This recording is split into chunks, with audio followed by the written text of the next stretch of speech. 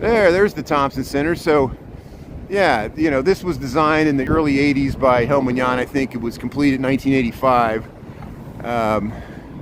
They called it the State of Illinois building, I think, and then they renamed it the Thompson Center in the mid-90s, or the early 90s. And that's what I always known it as. And, you know, it had a lot of government facilities. There used to be a Department of Motor Vehicles in the basement. That's where I would go to get my license. Now you go the other side of Daily Plaza. There's a license branch in the underground level over that way. That building, the DMV, not the church. That's the First Methodist Church. This is like county stuff. And here, we'll head across here. So welcome to Chicago. Welcome to the corner of Randolph and Clark Street. See Randolph and Clark. There's the Nederlander Theater. There's the L pulling out of the Clark and Lake State, or the Lake and Clark Station. Here's this crazy sculpture that we always talk about. And we were walking by this building earlier this week. We walked underneath the arcade there, and they were still probably setting up. And look, yeah, they got the signage here. This might be a part of it. All this, we saw this, all these stumps and logs and wood sitting out here. I guess it's like a naturalistic seating and rustic type, you know, outdoor furniture that they made out of wood here. But here, let's see if we can get in the, it says the Thompson Center facility has moved. Here's all the stuff for the Biennial. You see all the, and let's see if we can go through. She might be going there too. I'll follow right along. We'll go through this revolving door. Oh, so yeah, we push it.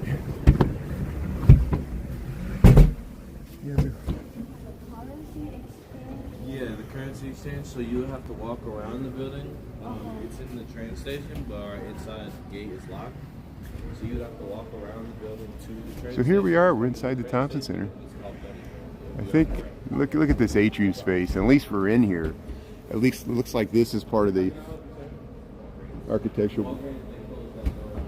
Here, let me talk to the security to see what's going on.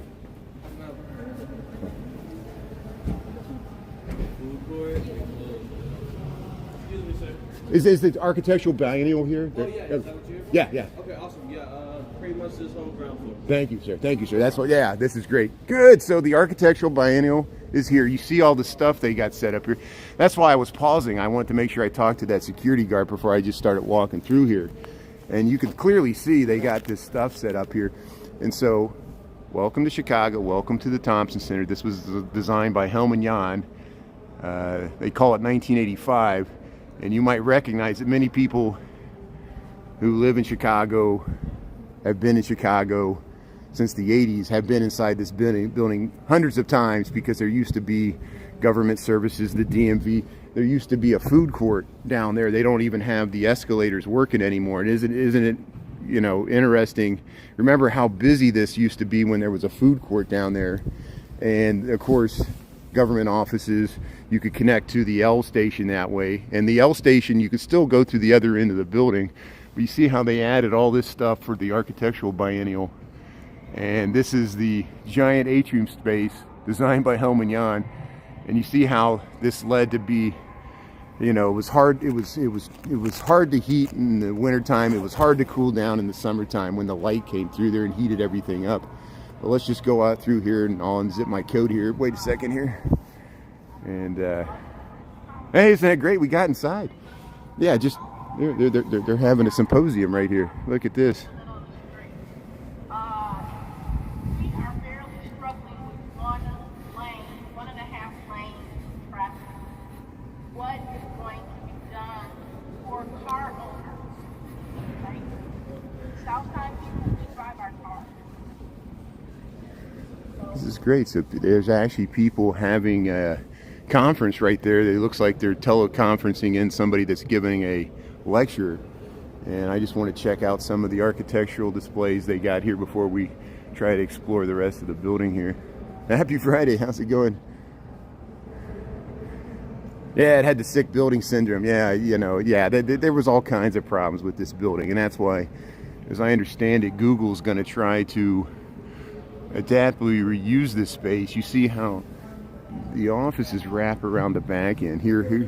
This is a, you know, people, you might recognize this pattern. You know, there's a opening to the level where the food court used to be, and that's what it has, this pattern at the center point of the giant atrium space. And yeah, they got a symposium going on there. There you can look to see where the tables, that used to be where the food court area used to be, but they got it closed. And that's why the security was asking people where they're going. I used to go get my hair cut up there. There used to be like a Super Clips, and it was always fun to ride the elevator up because you got a really nice view. There were glass elevators. And let's go over here. I don't even know if they got the elevators running, but we'll see if we can get up to the second level, and they might have it blocked off here. But we'll give you some more views of this.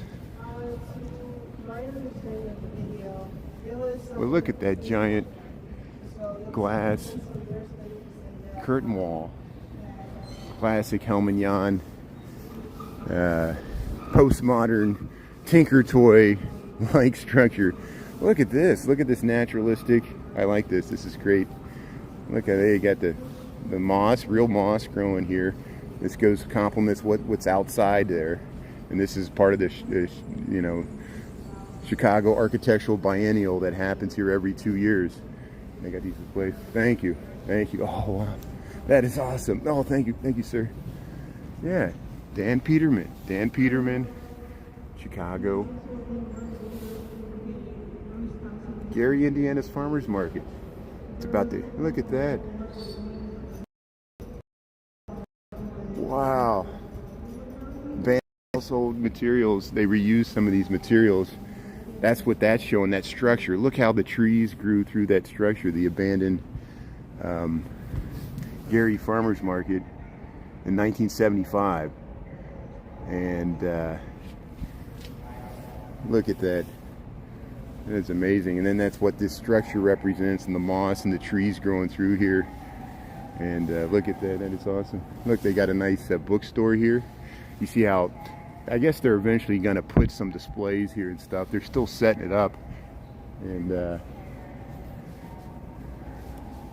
let's see what we got here. Here, let's see what's over here.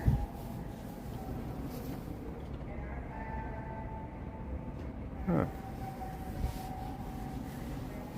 This is great. So the Gary Farmers Market, the trees grew up and they left the structure, and then this is like kind of representing the natural, the moss and stuff growing through it. And is this relate to the stuff outside, or is that different? Not directly. Not directly. Okay.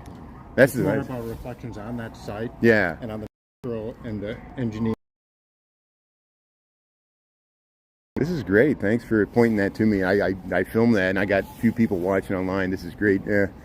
Yeah, this is great. And look, you can see the water with the moss. This is real moss. What a great exhibit here. And look at that. Look at these photographs. You can see how you know, they abandoned it in like the mid-70s, and then the trees, the natural environment took back over, but the structure remained, and that's what this represents here. So, but hey, let's walk around here. I just want to, I don't think I can get up to the next level. They might just be using this bottom space here. See, here's the poster for the Chicago Architectural Biennial, and they're having they built this thing for this lecture space. I just really want to show off, while we have a chance to be in here, to show off this interior. And yeah, they got that blocked off. I guess they really don't. The elevator seems to be working, so let's see if we can get to the elevator. If we can get to the elevator, it's a glass elevator, and if we can take a ride up to the top, it'll be worth it. We can film it before they change all this. So let's see if we can get over there. I'm not sure I can get over there. Oh, okay. They won't let us use the elevator? No. Okay, good. Yeah, I wanted to get one shot before, you know, yeah, that's good.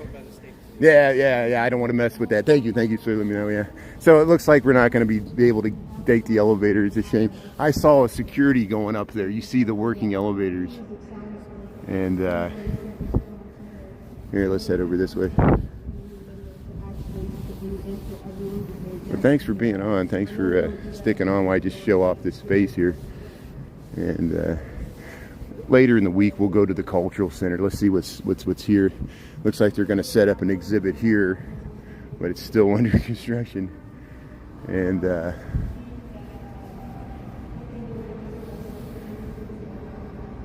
yeah, we'll see what Google does to it. That's why we can do a before and after. And yeah, I'm sorry. I know I'm doing this on the fly. I'll try to explain the conversation with the gentleman that was setting up the exhibit. Over there on the other side, there was in Gary, Indiana, it went through a quick period of decline when the steel plant shut down in the late 70s, and there was a farmer's market that was set up there, and they built a structure, and then it was abandoned because people stopped using the farmer's market and people moved out of Gary, and there was all kinds of, the city of Gary went through a significant decline that continues to this day, and a lot of things were abandoned. It wasn't just that farmer's market, it was the train station, churches, there was a lot of white flight and disinvestment in Gary, Indiana. And then I didn't realize that either. He had photographs of how the natural wooded environment reclaimed that, and it was and grew through the structure. And then I guess he was trying to do some esoteric architectural exhibit about that type of, the natural environment taking over a rusted structure. And isn't it amazing that we're in the Thompson Center, and then this is going to have to be reused too, And let me get back a little bit so I just want, while I'm in here, I want to be able to just highlight Helmut Jahn's work here. And like I said, we don't know what's going to happen with this structure. There's rumors in Cranes, which is a local Chicago business magazine, that they got a permit to demo portions of this atrium, either to take away this glass and either open this up and make this an outdoor plaza and put like glass around here, or maybe rebuild a new atrium that uses different glass that maybe is more energy efficient because that becomes a giant greenhouse. You can imagine when the summer sun hits that and trying to cool down this large space from 1985 technology. It's advanced a lot. It's even with the glass. And or if they're going to keep this and just, Google could do an amazing thing with this space, as you could imagine. So let's head out here. What time we got? We got 12:23. Thanks for being on. I won't linger here too much. There's the amount of exhibits in here is not as significant as I thought they would be. They did drape all this stuff on here, which is interesting. I don't know what that is, and I don't even know what this structure is either. Again, I'm not an architect. I'm a city planner. I find out about these things because friends of mine are architects, and they go to these biennials and talk with the architects and go to some of these conferences. But look at the beautiful Helmut Jahn designed atrium here in the Thompson Center, all the way up to the circle here. And so we'll just head out and we'll see what else. We'll head to the Riverwalk. Thank you, sir. Appreciate it. Yeah, you too. And again, if the architectural biennial wasn't going on, those doors would be locked. That's why the security's there, to make sure people don't try to go down and camp out in the food court, Yeah, I remember when that place was full. Yeah, even as late as, just before the pandemic, that food court was still going. It connects to the Pedway. It connects to the train station on the other side. We've walked through here before, and we did this yesterday. We walked, here's the sculpture in front of the Thompson Center. Here's the outdoor overhang, that goes around the curving. There's still a Walgreens right there. And yeah, it was a lot of wasted space. And it was controversial because it was an Illinois government center, and Helmut Jahn had a bunch of cost overruns. He wanted this blue glass, these clashing colors, this classic Helmut Jahn, just like Helmut Jahn designed the Citicorp building where Ogilvy Station is. Chris and other people rightly point out, it looks like Tinker Toys, or it looks like, I call it a Rector set. It's just, the structure is like over the top. This curtain wall structure, classic. Helmut Jahn was known for that. Even if you go to O'Hare, if you fly out of